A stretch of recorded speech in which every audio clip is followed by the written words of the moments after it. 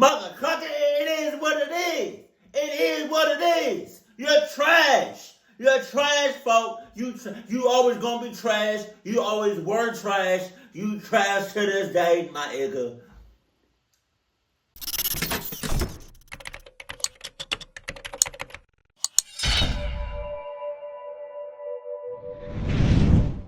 Suck, don't, won't, show, low, up. I got my snacks. Let's go. On May 22nd, 1993, a man named Kurt was carrying some boxes into his new home. He had just moved into this two-story house along with his fiancée, whose name was Kim. Kurt went into the house and he dropped the boxes in the foyer, and then he turned back to head back down to the car to get another load. And as he walked down the steps, he passed his fiancée, Kim, and they smiled at each other. She was making her way up, he was making his way down. But seconds after they passed each other, right as Kurt got back to the car, he felt this incredible pressure and blast wave hit him in the back that almost sent him flying. And then when Kurt turned around, he could not believe what he saw. But before we get into today's story, if you're a fan of the strange, dark, and mysterious delivered in story format, then you've come to the right place, because that's all we do, and we upload 2, 3, even 4 times a week. So if that's of interest to you, please sneak into the like button's house and replace their toothpaste with numbing cream. Also, please subscribe to our channel and turn on all notifications so you don't miss any of our uploads. Okay, let's get into today's story. Dice roll.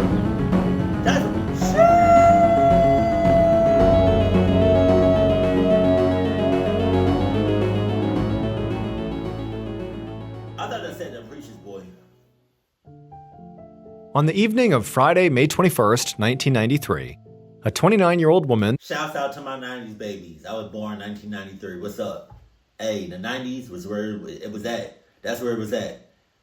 Early 2000s, I give y'all a pass. But like, if you was born in 2010, nah. 2010 and up, nah.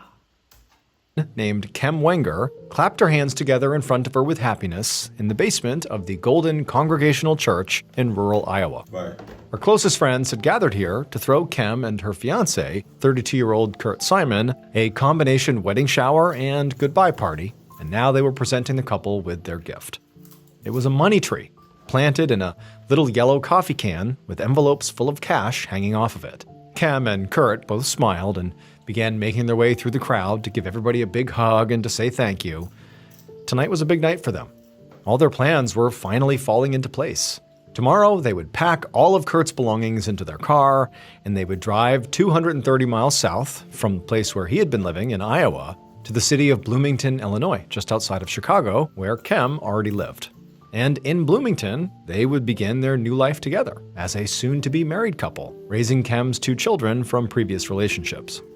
It had been a whirlwind 8 months since they had first met on actually a blind date. Kim had known almost immediately that Kurt really was something special, but it hadn't been easy for them to get to this point. They both had almost no money. Kurt was studying to be a Presbyterian minister and living in Iowa to finish seminary school, and Kim was a single mom living in Bloomington who had just recently quit her office job because her coworker was sexually harassing her. She'd taken on off-the-books work as a hairdresser and house cleaner, but she still had to rely on public assistance to make ends meet. The long-distance relationship itself was also just exhausting, with all the driving back and forth. And it didn't help that Kim had contentious relationships with the fathers of both of her kids. Her 1-year-old son's father, Dale Fosdick, was always late with his child support payments, and he still acted like he was entitled to walk right into Kim's house anytime he wanted. Oh no. Kurt had actually recently confronted him about doing that and told him to stop, which Dale did not seem to appreciate. Her 7-year-old daughter's father, Todd Wenger, really wasn't much better. Todd fought with Kim all the time over their custody arrangement, and he and her other ex, Dale, were actually friends, which really annoyed Kim. But now, as somebody handed Kim a piece of cake in the church basement, all those problems seemed like they were about to get a whole lot smaller. Kurt was moving in, and Kim was about to get her whole life organized. Waiting for her at home in Bloomington, she had a whole collection of modern bride magazines so she could plan their wedding, and she and Kurt were actually talking about Kurt maybe adopting her son. And she knew Kurt could very quickly get a job in Bloomington as a pastoral counselor, and they could maybe save some money by only having to pay for one residence now. And this money tree they were getting was a sweet start. I mean, Kem knew that the members of the congregation were not wealthy people by any stretch. But, she found it very touching that they'd pooled their limited resources to give her and Kurt such a wonderful send-off. The only thing that could make this moment any better would be if Kem's mother, Cricket, was there. But unfortunately, Kem and Cricket were estranged. Kem wished she could be closer to her mother, but Cricket had a mean streak, and for some reason... Yeah, if my name was Cricket too, I'd be mean as hell. Why you name your child Cricket? I'm sorry. I'm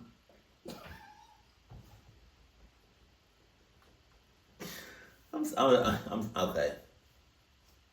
I'm sorry. She really hated Kurt. Kem finished her cake and then checked the time, and she realized, it was time to go, so she tapped Kurt on the shoulder as he was speaking to some friends. They had a lot left to pack tomorrow morning, and they had a long drive ahead of them. So Kem and Kurt made their goodbyes and then headed out of the church holding hands. The next day was Saturday, May 22nd, and Kem and Kurt spent the first part of the day packing and then the second part driving. And then finally, at 10:30 p.m. that night, they pulled their car into the driveway of Kem's two-story house in Bloomington, the home they would now share together. Kem just sat for a second in the passenger seat while Kurt got out of the car and opened up the trunk. They had a lot of stuff to carry in, but Kem was just exhausted and frankly didn't feel like doing it quite yet. So she watched as Kurt went ahead and walked up the front stairs carrying a box and the money tree. He unlocked the door, he stepped inside, and then a minute later, he came back out empty-handed. And at that point, Kem sighed and decided she better get out and help too. Kurt was halfway back down the stairs as... Okay, so now all right, I'm a little confused now. Earlier, did he say that... I know he said something about her ex. Did she only have one ex? Because is Kurt her current fiance? Or does she have two exes?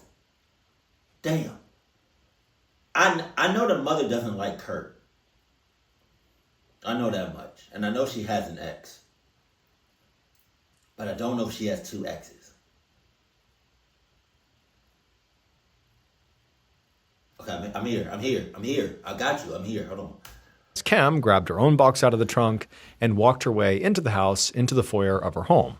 She put her box down and was about to go back outside and do another trip with Kurt when she paused. There was something she didn't recognize on the floor of the foyer that had not been there when she had left for Iowa. Kurt was outside, facing away from the house, when an intense wave of pressure hit him from behind.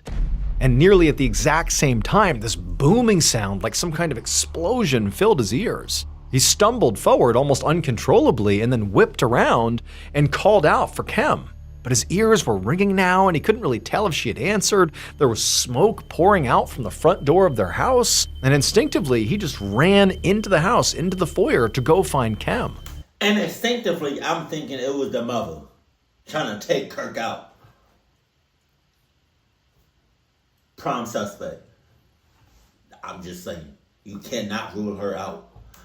When he got in there, there's all this smoke and chaos, there's shards of broken glass everywhere, and also he noticed all these little pieces of what looked like metal kind of all over the foyer. Kurt screamed Kem's name over and over, and he looked frantically all around through all the rubble, but it was impossible to see. It was like everything was destroyed in here. And so now, beginning to gasp from all the smoke, he started walking around the foyer, kind of ducking below the smoke as best as he could, and that's when he saw legs on the floor. Oh, Jesus.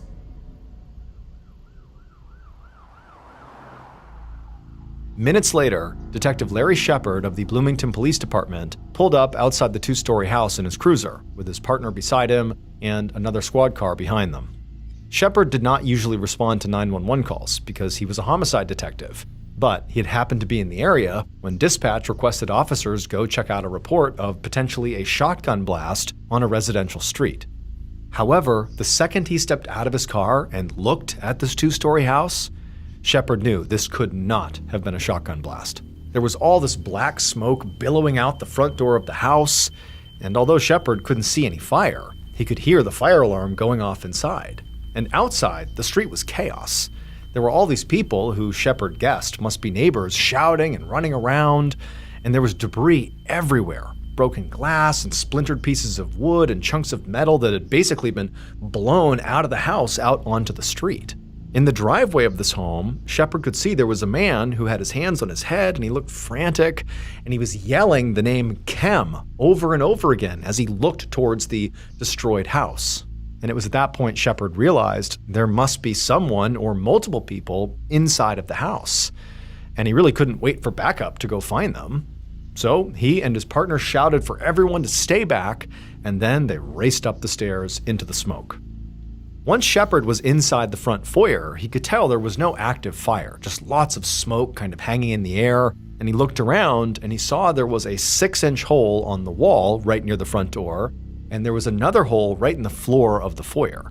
But even though he saw those things pretty quickly, his attention quickly snapped to the body of a woman who was on the ground. And it was immediately clear that there was nothing they could do for her. Jesus. Literally half of her head was just missing. Oh my God. In his entire career, Shepard had never worked a murder case where the weapon was a bomb. But standing in this blackened, destroyed foyer over the charred body of this woman, Shepard felt sure that that is exactly what he was looking at right now. Around this point, the officers from the other squad car had now come up the stairs and into the house. But Shepard told them to get back, go back outside, because the scene was not safe to process yet. They needed the fire department here, and they needed the bomb squad, because there could be more explosives. Not long afterwards, Shepard and the other officers stood on the front lawn as members of the fire department and the state police bomb squad combed through the scene. By this point, Detective Shepard had learned a bit more about what had happened.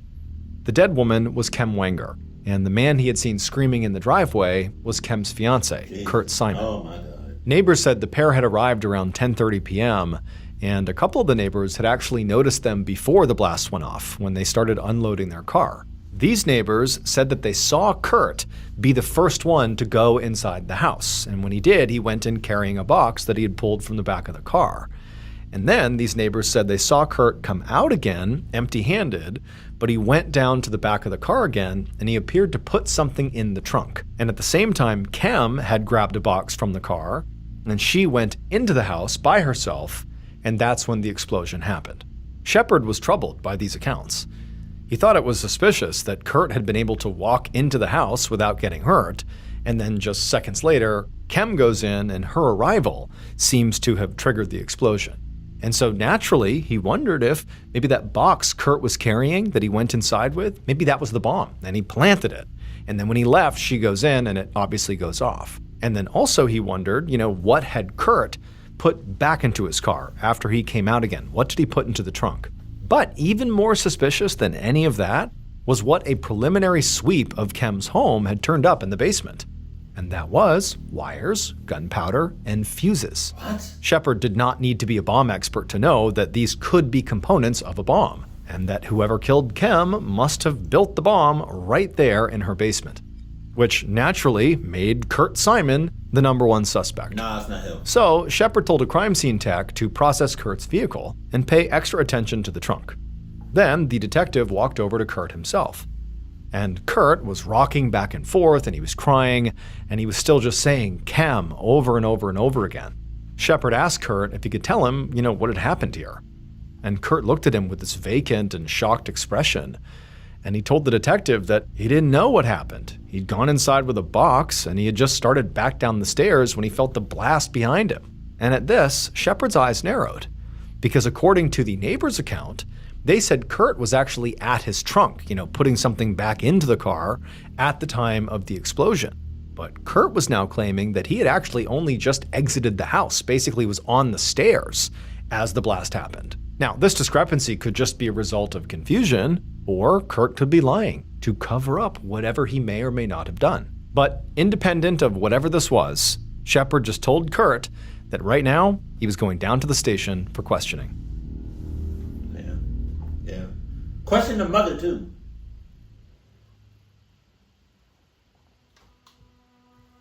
Several hours later, a little before dawn on Sunday, May 23rd, 1993, Detective Shepard walked out of the interrogation room in the Bloomington, Illinois police station, where he'd just spent more than an hour hammering Kurt Simon with questions about his murdered fiancée. And Kurt had been a pretty difficult interview. He had plenty of ideas about other people who might have killed Kem. He told Shepard that both the fathers of Kem's children, Dale Fosdick and Todd Wenger, fought with her all the time. And he said that Kem's estranged mom, Wilma Lewis, who everybody called Cricket, was, quote, every kind of evil. But Kurt had seemed to have no information to offer about what he had actually witnessed before the explosion. He had stuck to a story that he had not seen anything suspicious at all in the foyer, which Shepard found hard to believe. Kurt also had no explanation for why the bomb exploded on Kem and not on him, and he also denied knowing anything about the bomb-making materials that had been found in Kem's basement. Kurt also said he hadn't put anything back in his trunk around the time of the explosion, but he couldn't explain why the neighbors said he had. Shepard ultimately thought Kurt was either the most unobservant person alive, or he was lying. And on top of all that, Kurt had refused to take a lie detector test. However, Shepard still had to let him go home. The detective just didn't have anywhere near enough evidence to arrest Kurt, at least not yet. At this point, the bomb squad was actually still searching the house for any additional bombs, so the crime scene techs had not gotten in yet to begin to start looking. Okay, so the suspects we have, they don't have any children. Do they have children? I think so. You got Kurt, you got the ex, and you got the mother. You might have the child too, but I don't know. I don't think that would, no.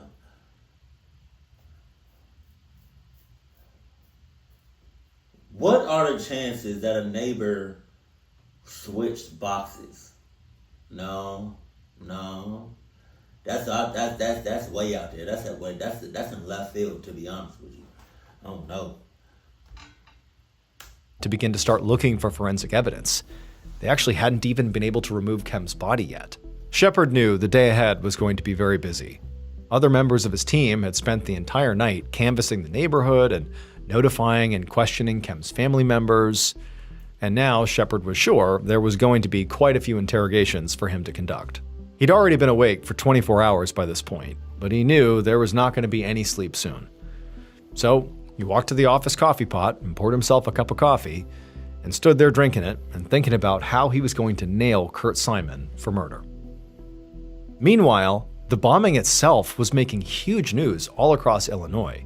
By about 9 a.m. on Sunday morning, so less than 12 hours after the explosion, there were all these reporters milling around the front entrance of the police station, and some were even going in and out of the lobby trying to talk to people and get any information. And Detective Shepard knew this story was only going to get bigger, because the Illinois State Bomb Squad had just called in the Federal Bureau of Alcohol, Tobacco, and Firearms, or ATF, to help them process the scene. And all that meant there was going to be an enormous amount of pressure on Shepard, who was leading the investigation. And this pressure was especially stressful this morning because the case he'd thought he'd had against Kem's fiancé, Kurt Simon, was starting to fall apart. In all their interviews with Kem's friends, everyone had said Kem and Kurt had a good relationship and were excited to start their life together. The crime scene unit had searched Kurt's car, where neighbors claimed they had seen him. I mean, yeah, somebody can have a good relationship on the outside. Hell, they can have a good relationship on inside of the house, behind closed doors, if there's other people in that house, you know? Or it can be a good relationship, or seem like a good relationship, if that's what you're showing people. But if it's just y'all two by yourself, it can be something totally different. Place something in the trunk right after the explosion, or manipulate something back there, maybe a detonator. But the crime scene techs had found nothing suspicious at all back there. Shepard's partner had checked out Kurt's story that he had spent the entire week previous to the explosion in Iowa, where he lived, and he was moving here to Bloomington to live with Kem. And they had found out that that story was true. He really had been in Iowa. And so this made Shepard's theory that Kurt had assembled the bomb in Kem's basement a lot less likely, since Kem was home all week and Kurt wasn't there. Plus, Kem's babysitter had given police 2 additional pieces of information that really widened the suspect pool. First, she said that the spare key to Kem's house had recently gone missing. And the second thing was, because the spare key was gone, Kem had gotten locked out at some point and had to cut a hole in the screen in the back door to get inside. And so this meant that basically anybody could have gotten inside of Kem's house to build the bomb if they just went in through the back door, or if they, had the key, if they stole the key. So Shepard's suspect list effectively had gone from Kurt to all of Bloomington.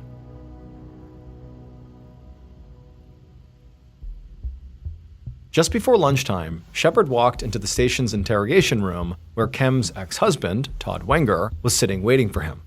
With Kem's fiancé, Kurt, looking less and less likely as a suspect, the detectives had set their sight on Kem's exes. Both Todd, who was the father of Kem's daughter, and Dale Fosdick, who was the father of Kem's son, not only had obvious motives, but they also knew Kem's schedule, because each of them had been watching one of her children over the weekend before she was killed. Shepard's partner had actually already spoken to Dale. Basically, a couple of hours after the explosion, he had spoken to him, while Shepard himself had been busy questioning Kurt. And during that exchange, Dale had seemed shocked by Kem's death, and he'd made what seemed like a good faith effort to answer the detective's questions, although his son kept crying and interrupting them. Dale did admit to having some tension with Kem, but he also had an alibi. He'd been with family in the morning and doing yard work in full view of his neighbors in the afternoon and the evening. He'd given Shepard's partner names and phone numbers of potential witnesses that could have witnessed this, and a preliminary round of calls to those witnesses had suggested that Dale was telling the truth.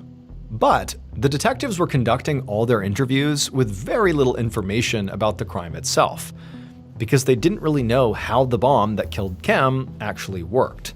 They weren't sure if the killer had to be, right nearby to detonate it, or if maybe it had been remote operated so the killer could be farther away, or maybe the bomb was just set to some kind of timer.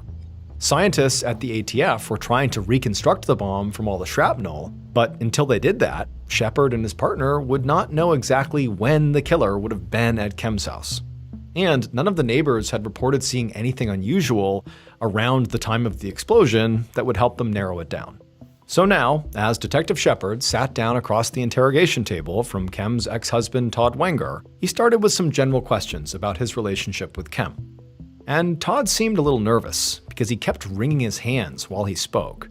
He said that he and Kem did fight about child support costs, and he said he had been very frustrated with her because he didn't feel like she was always fair during their divorce. But he insisted that that did not mean he wanted to hurt her. He said their problems were common for most divorced couples. Shepard did not put much stock in that assertion because in his experience, divorce or breakup plus money was a very good motive to hurt somebody. So he asked Todd where he'd been all day on the night of the blast. And at this question, Todd definitely appeared to relax, and he launched into a very detailed explanation of all his movements. He said he'd been with his daughter and his new girlfriend, and both of them would definitely vouch for him, along with several people who had seen them during the day. By the time Shepard sent Todd home, he really wasn't sure which of the exes, Todd or Dale, he thought was a better candidate for his killer. Oh, okay. Okay. So she do have 2 exes. Okay, so now we got Kurt, we got Dale, Todd, the mother, and the babysitter. Dale. Kurt, Todd, Dale, the mom, and the babysitter. Okay, we got 5 people. 5. And then plus, it could be a random person. I'm more lenient on the mother and the babysitter. Both had clearly been fighting with Kem or had real tension with Kem, but both had alibi witnesses. So, Kem's fiancé, Kurt, might have had the opportunity to plant the bomb if it was set shortly before the explosion, but he had no clear motive. As for Todd and Dale, they seemed to have plenty of motive, but no real opportunity. And so Shepard decided his next move should be to talk again to Kem's family. Maybe they would be able to help him sort out his flawed suspect list.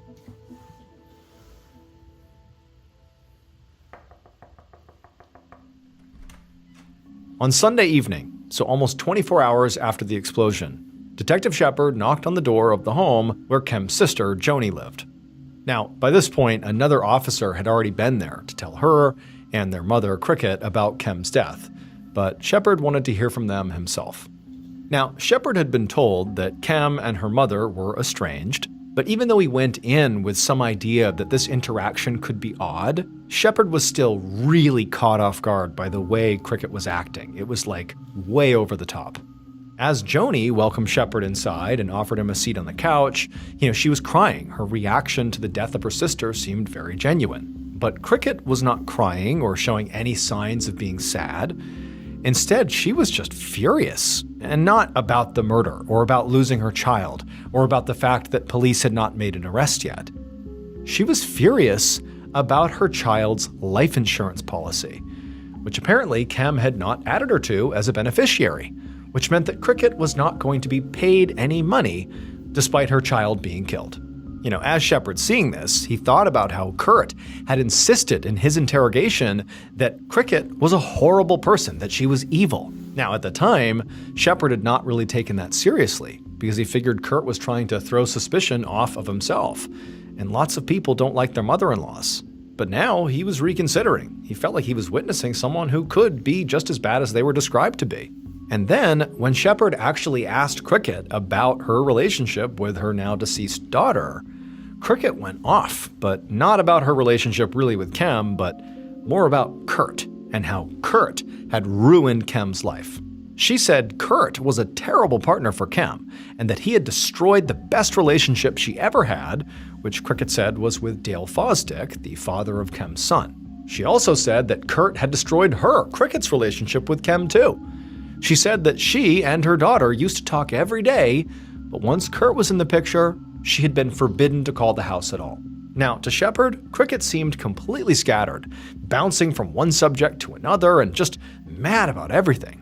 But he started to wonder if what he was witnessing here was not just pure selfishness and being a terrible person, but instead could be some kind of very complicated grief or maybe even guilt, or grief and guilt combined. But one thing was definitely true, which was Cricket really seemed to hate Kurt as much as Kurt seemed to hate her. And Shepard just wasn't sure which one of them was in the right. But it was around this point in the conversation that Kem's sister, Joni, cut in, and she offered up a potential suspect idea of her own.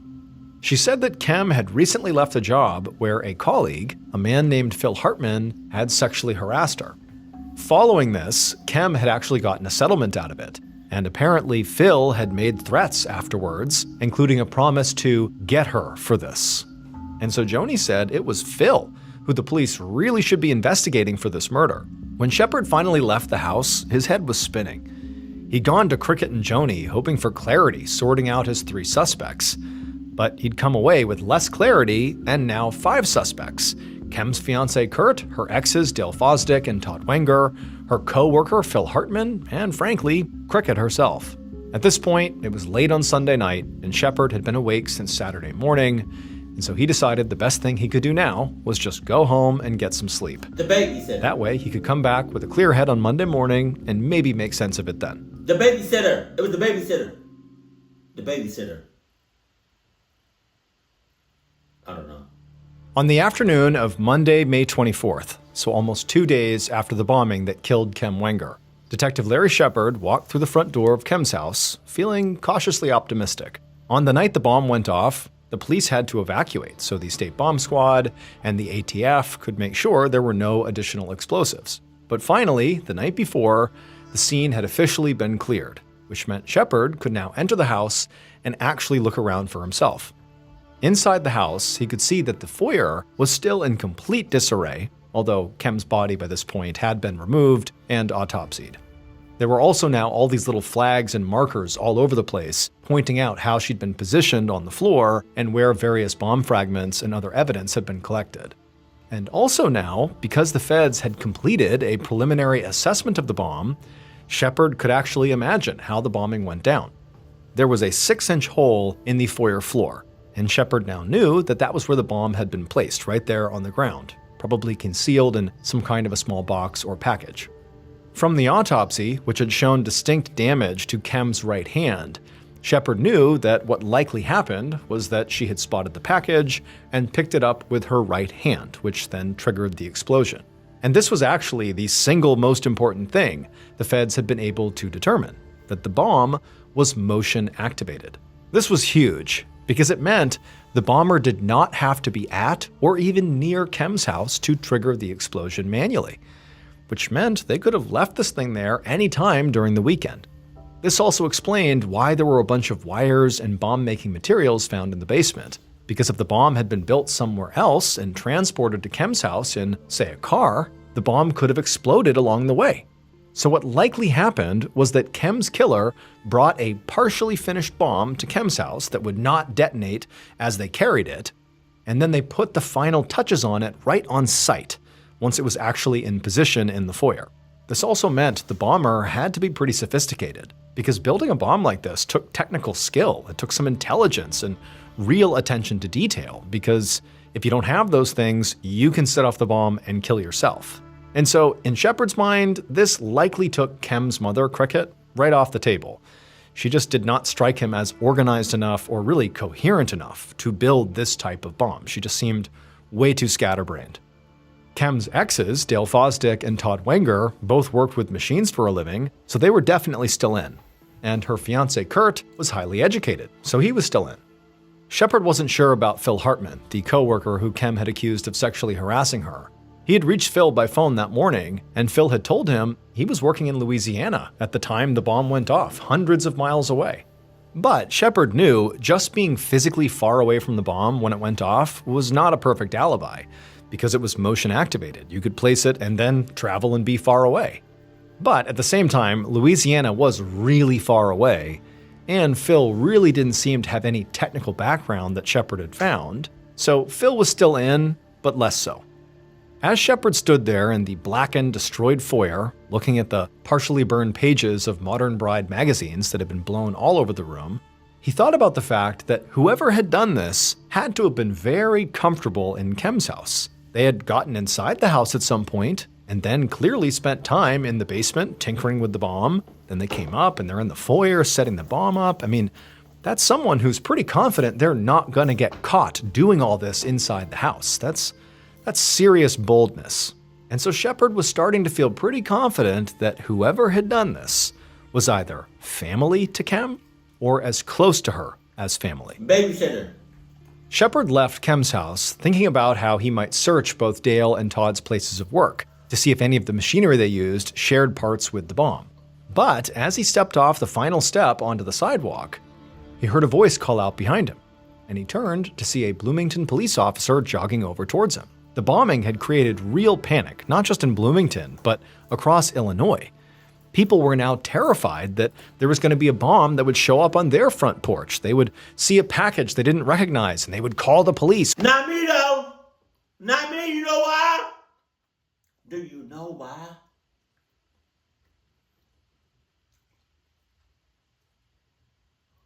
Because I got that Adidas protection. Cluck with me if you want to. I promise you, I'm going to cluck you right back up. You know? Even if you think about doing something to me in my household or on my property, if you're 6 miles, within a 6-mile radius of my house, and you think about some cluck shit to do to me, my Adidas protection is gonna yeet your ass 6 miles in all directions. Cluck, what you talking about? With fears that could be an explosive. I mean, it was like this paranoia had swept the state. And so in response to that, specifically in Bloomington, the police had a much stronger presence out on the street. And Shepard had also asked officers to recanvass Kem's neighborhood, to question the neighbors again, now that they knew more about the bomb itself. Specifically, that the bomb was motion activated, which meant the bomber did not need to be there basically right before it went off. They were in the house. They were building the bomb days before. They planted the bomb in advance of the bombing. So there was a bigger window of time that they were wondering who was at Kem's house, who was acting suspicious near Kem's house in the days leading up to the bombing. Those were the questions they had for the neighbors. And so this officer that was running over to Shepard, that's what they had been doing, recanvassing the neighborhood. And when he reached Shepard, he told him he'd found something. Shepard eagerly followed the officer over to one of Kem's neighbors' houses, and there he saw a little girl, maybe 10 or 11 years old, standing nervously next to her father. Okay, what you saying though? And based on what this little girl would say, along with evidence collected by the Bloomington Police Department and the ATF, this is a reconstruction of what authorities believe happened to Kem Wenger on May 22nd, 1993. Here we go.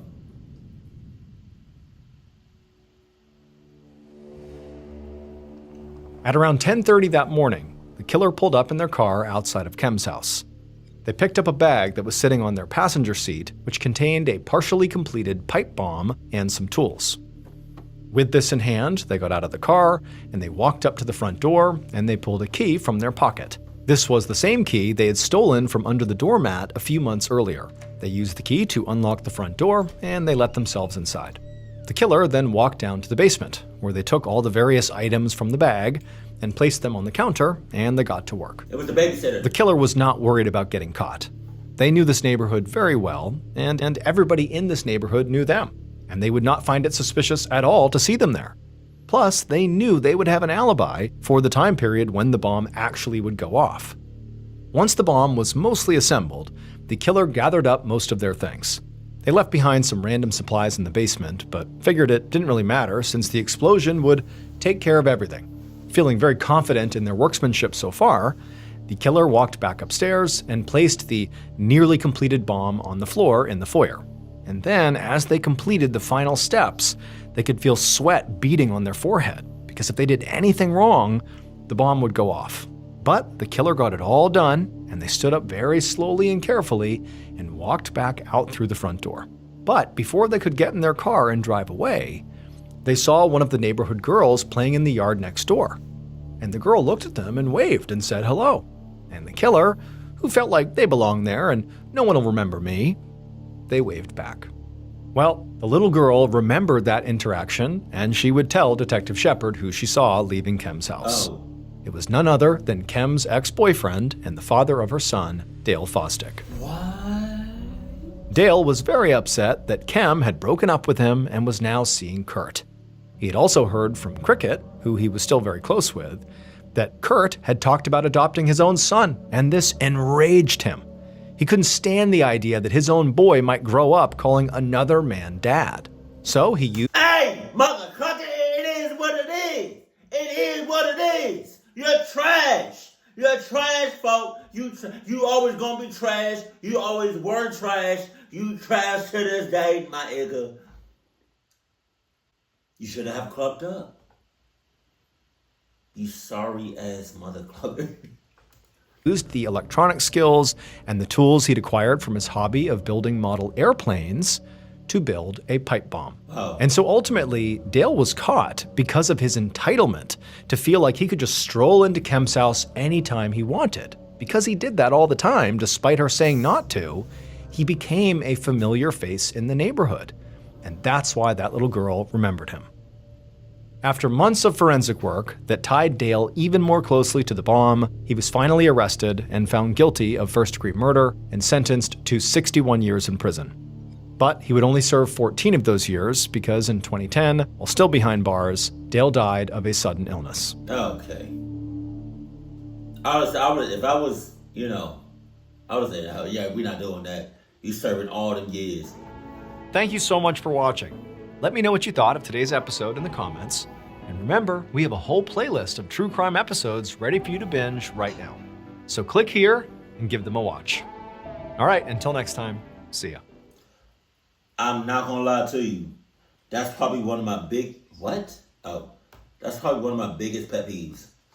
When somebody does something really, really cuffed up and they gotta serve like the rest of their life in prison, or 50, 30, 40 years in prison, and they didn't serve the whole time because they clocked themselves up in the cell, they took the easy way out. Nah, we're not doing that. You're under 24-hour watch. You're not taking the easy way out, my nigga. You gotta live what you do. Well, I mean, technically, it's not the easy way out. Because now you gotta deal with Judgment Day with God. So it's just like, whatever we do to you, it's gonna be so much more. Like, come on. Yeah. Dale, you should have clucked up. Just saying. You know? Now you gotta deal with the man upstairs. Jesus Christ. No pun intended. Keep it cool, keep it classy, and I love you. Stay happy. My family.